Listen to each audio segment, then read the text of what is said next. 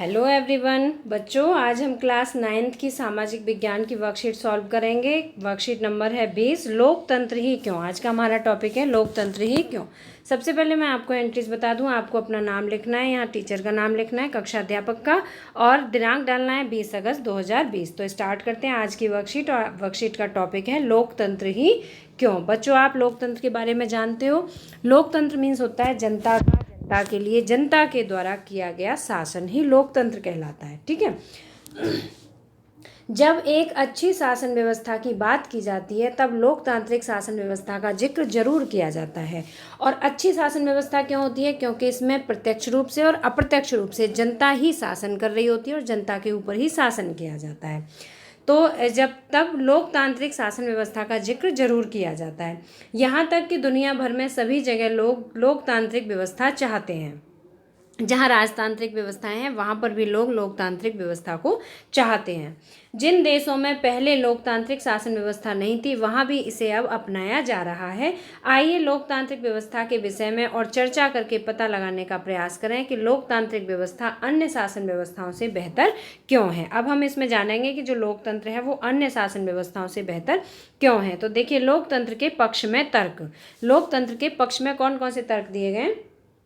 लोकतांत्रिक व्यवस्था दूसरों से बेहतर है क्योंकि इसमें हमें चुनी हुई सरकार को बदलने का अवसर भी मिलता है। आपने देखा होगा कि जब सरकार सही कार्य नहीं कर रही होती है तो जनता उसे अपने पद से हटा देती है। जनता सरकार गिराने में भी समर्थ होती है। ठीक है। तो इसमें क्या होता है, हमें अपनी सरकार बदलने के अवसर भी मिलते हैं।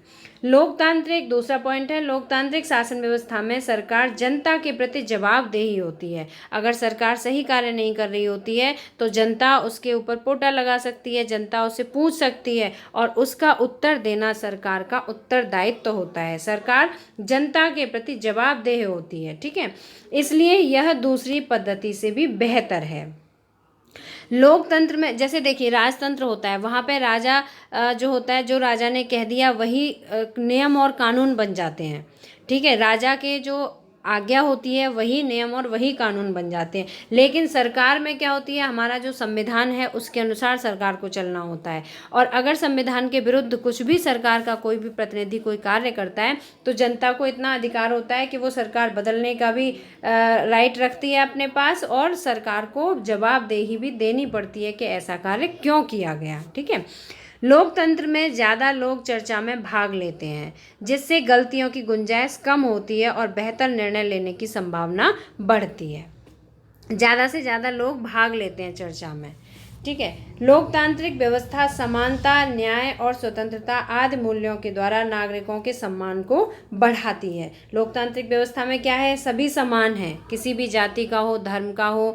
ठीक है। और किसी भी बाहर से आया हुआ हो, सभी को समान अधिकार मिलते हैं। ठीक। लेकिन सभी को न्याय की व्यवस्था भी है। हमारा देखो, सुप्रीम कोर्ट है, हाई कोर्ट है, सभी के लिए समान न्याय की व्यवस्था है। स्वतंत्रता है, प्रत्येक व्यक्ति को स्वतंत्रता है, अपने जीवन जीने की स्वतंत्रता, खाने पीने की, कमाने की, ये स्वतंत्रताएं प्रत्येक व्यक्ति को मिली हुई हैं। तो ये सब क्या है, जब हमारा देश लोकतांत्रिक है तभी हमारे पास ये सभी स्वतंत्रताएं हैं। मूल्यों के द्वारा नागरिकों के सम्मान को बढ़ाती हैं। हम समानता के व्यवहार से जीते हैं, न्याय मिलता है हमें, हम स्वतंत्र रहते हैं। तो ये सब क्या है, इनसे हमारे सम्मान में वृद्धि होती है। भारत की तरह विविधता वाले देशों में लोकतंत्र ही एकजुटता बनाए हुए है। विविधता वाले देश मतलब भारत में विभिन्न विभिन्न धर्मों के लोग रहते हैं, है ना। तो यहाँ पे क्या है, सभी में एकता, कैसे समानता बनी हुई है, लोकतंत्र के माध्यम से बनी हुई है। ठीक है। जो हमारी सरकार है उसमें ऐसा नहीं है कि किसी एक ही धर्म के लोग चुने जाते हैं, नहीं, उसमें सभी धर्मों के लोग होते हैं। वो जनता के द्वारा चुने हुए प्रतिनिधि ही होते हैं। जनता चाहे किसी भी व्यक्ति को अपना प्रतिनिधि चुन सकती है। ठीक है। लोकतंत्र मतभेदों और टकराव वोटों संभालने का तरीका उपलब्ध कराता है। मतभेद का मतलब है लोगों में आपसी जो मतभेद हो जाते हैं, तो जो भी मतभेद होते हैं तो उसके सॉल्यूशन भी सरकार देती है। ठीक है। और जो आपने पता है, प्रेस जो है, मीडिया है, चाहे न्यूज़पेपर हो या हमारा टीवी हो, दूरदर्शन हो, प्रिंट मीडिया हो या इलेक्ट्रिक मीडिया हो, तो मीडिया के द्वारा क्या होता है, लोग स्वतंत्र हैं अपनी बातों को दूसरों तक पहुंचाने के लिए, है ना। तो ये क्या है, ये मतभेदों को दूर करने का भी एक उपाय होता है। आपने टीवी पे देखा होगा, चर्चा आती हैं, तो वो चर्चा क्या है, लोग अपने अपने पक्ष रखते हैं और फिर जो सही निर्णय होता है वो लोगों को दिया जाता है। लोकतंत्र के खिलाफ कुछ तर्क। अभी हमने पढ़ा कि लोकतंत्र क्यों हमारे लिए लाभदायक है, अब हम पढ़ेंगे लोकतंत्र के खिलाफ। लोकतंत्र सही नहीं है तो क्यों नहीं है। लोकतंत्र में नेता बदलते रहते हैं, इसमें अस्थिरता पैदा होती है। लोकतंत्र के नेता जब बदलते रहते हैं तो क्या होता है, अस्थिरता होती है। आपने देखा है, कभी कोई नेता होता है, फिर उसका शासन खत्म हो जाता है 5 साल के बाद, फिर दूसरे नेता उस पद पर आ जाते हैं, तो क्या होता है, शासन में अस्थिरता बनी रहती है। यह सिर्फ सत्ता का खेल मुख्य है, इसमें नैतिकता की कोई भी जगह नहीं होती है। नैतिकता का तो कोई महत्व होता ही नहीं है सरकार के स्तर में। लोकतांत्रिक व्यवस्था में इतने सारे लोगों से बहस और चर्चा करनी पड़ती है कि कोई भी फैसला लेने में देरी हो जाती है। ये तो आपको पता ही होगा कि जब भी कोई भी मतभेद होते हैं या कोई भी लड़ाई झगड़े होते हैं तो उसका फैसला होने में बहुत समय निकल जाता है।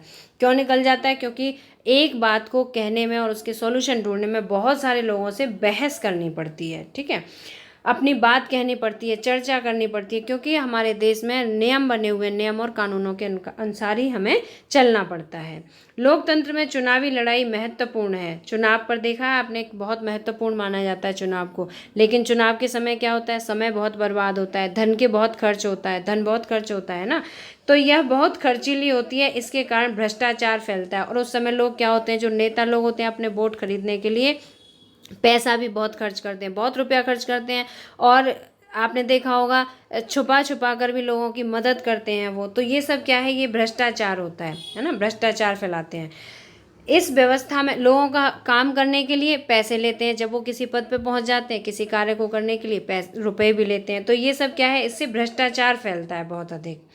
इस व्यवस्था में कभी कभी नेता सिर्फ अपने हितों को ध्यान में रखते हैं और जनता को पता ही नहीं होता है कि उनके हित किस में हैं, जिससे कई बार गलत या खराब फैसले भी हो जाते हैं। जो एक पद पे पहुंच जाते हैं, नेता बन जाते हैं, तो वो क्या करते हैं, वो जनता के हितों को ध्यान में नहीं रखते, फिर सिर्फ और सिर्फ वो अपने हितों को ध्यान में रखते हैं और कई बार गलत या खराब फैसले भी वो ले लेते हैं। तो आई होप कि आपको ये वर्कशीट लोकतंत्र के बारे में, पक्ष और विपक्ष के बारे में आपको समझ में आ गया होगा। बच्चों, अब हम इसमें प्रश्न पढ़ेंगे और प्रश्नों की मैं भी आपको लिखित रूप में आंसर दिखाऊंगी। भारत जैसा विविधता वाले देश में लोकतंत्र क्यों जरूरी है, यह भी हमने पढ़ा था। भारत विविधताओं का देश है, तो विविधता का देश है, तो उसमें एकता लाने के लिए, अनेकता में एकता लाने के लिए लोकतंत्र बहुत जरूरी होता है। यह भी मैं लिखित रूप में आपको दिखाऊंगी। आपके अनुसार लोकतांत्रिक शासन व्यवस्था में क्या क्या कमियां हैं, क्या क्या कमियां हैं। अभी हमने यहाँ कुछ खिलाफ में तर्क पढ़े थे, तो ये कमियां हम पॉइंट में लिखेंगे। लोकतांत्रिक शासन व्यवस्था के पक्ष में अपने तर्क दीजिए। यहाँ हमने अभी पक्ष में तर्क पढ़े थे, तो उन्हें भी हम पॉइंट वाइज लिखेंगे। क्या आपको लगता है कि लोकतांत्रिक शासन व्यवस्था औरों से बेहतर शासन व्यवस्था है, स्पष्ट कीजिए। तो अब देखिए, मैं आपको प्रश्नों के उत्तर दिखाती हूँ। पहला प्रश्न था, भारत जैसे विविधता वाले देश में लोकतंत्र क्यों जरूरी है। भारत जैसा विविधता वाले देश में लोकतंत्र निम्नलिखित कारणों से जरूरी है। बहुत सारे कारण हैं। पहला है, लोकतंत्र देश के नागरिकों को समानता, स्वतंत्रता, न्याय व सम्मान देता है। यहाँ पे को है। लोकतंत्र देश के नागरिकों को क्या क्या देता है, समानता देता है, स्वतंत्रता देता है, न्याय और सम्मान देता है। ठीक है, नेक्स्ट पॉइंट है, लोकतंत्र अपनी चुनी हुई सरकार को बदलने का अवसर प्रदान करता है। लोकतंत्र में क्या है, जनता प्रत्यक्ष रूप से और अप्रत्यक्ष रूप से, जनता अप्रत्यक्ष रूप से और जो अपने चुने हुए प्रतिनिधि होते हैं उन्हें प्रत्यक्ष रूप से शासन करने के लिए चुनती है। तो क्या होती है, वो जनता के ही प्रतिनिधि होते हैं, जनता में से ही चुने गए प्रतिनिधि होते हैं। तो जनता को सरकार को बदलने का अवसर भी प्रदान रहता है। मीन्स 5 साल बाद, अगर कुछ समय के बाद जनता चाहे तो सरकार को गिरा भी सकती है। नेक्स्ट देखिए, लोकतंत्र बेहतर निर्णय करने का अवसर प्रदान करता है। ठीक है, नेक्स्ट, भारत जैसे विविधता वाले देश में लोकतंत्र एकजुटता बनाए रखता है। एकता लाने का एकमात्र जरिया है लोकतंत्र। ठीक है, लोकतंत्र मतभेद होने के बावजूद भी समानता बनाए रखता है। बहुत सारे मतभेद हैं, सभी धर्मों के लोग हैं, लेकिन फिर भी हम सभी समान हैं। लोकतंत्र एक लोकप्रिय व्यवस्था है जिसमें जनता प्रत्यक्ष या अप्रत्यक्ष रूप से भाग लेती है। तो जनता प्रत्यक्ष या अप्रत्यक्ष रूप से भाग लेती है। तो ये सब क्या है, ये लोकतंत्र। भारत जैसा विविधता का देश है तो इसे एकजुटता में लाने के लिए लोकतंत्र बहुत जरूरी है। अब हम चलते हैं प्रश्न नंबर 2 की तरफ। आपके अनुसार लोकतांत्रिक शासन व्यवस्था में क्या क्या कमियां हैं? तो इसकी कमियां पढ़ेंगे अभी। लोकतांत्रिक शासन व्यवस्था की कमियां निम्नलिखित हैं। अब देखिए, लोकतंत्र में नेता बदलते रहते हैं। इससे शासन में अस्थिरता पैदा होती रहती है। ठीक है, नेता बदलते हैं तो क्या होता है, अस्थिरता पैदा होती है। ये क्या है, ये लोकतंत्र की एक कमी है। लोकतंत्र में देखिए अस्थिरता पैदा होती है। ठीक है, लोकतंत्र में नैतिकता की कोई जगह नहीं होती, इसमें नैतिकता का कोई महत्व नहीं है। लोकतंत्र में चुनाव बहुत अधिक खर्चीले होते हैं। ठीक है, भ्रष्टाचार बढ़ता है, लोकतंत्र में भ्रष्टाचार बना रहता है और लोकतंत्र में कभी कभी नेताओं के द्वारा गलत निर्णय भी हो जाते हैं। तो ये सभी क्या है, ये लोकतंत्र की कमियां हैं। जहाँ लोकतंत्र नहीं होगा वहाँ पर नेताओं के द्वारा गलत निर्णय नहीं लिए जाएंगे। और लोकतंत्र में क्या है, खर्च बहुत ज़्यादा होता है, भ्रष्टाचार है, नैतिकता नहीं होती है, अस्थिरता रहती है। तो ये सब क्या है, लोकतांत्रिक शासन की कमियां हैं।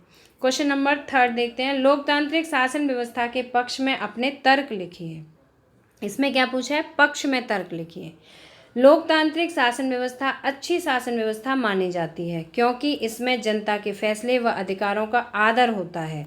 क्यों अच्छी मानी जाती है, क्योंकि जनता के फैसले और अधिकारों का इसमें आदर होता है। लोकतंत्र में सभी जाति धर्म पद के लोग समान होते हैं, सभी को समान अवसर भी प्राप्त होते हैं, इसलिए लोकतांत्रिक शासन व्यवस्था अच्छी रहती है। लोकतांत्रिक शासन व्यवस्था अच्छी होती है क्योंकि सभी को समान अवसर भी प्राप्त होते हैं, कोई भी भेदभाव नहीं होता है लोगों के साथ।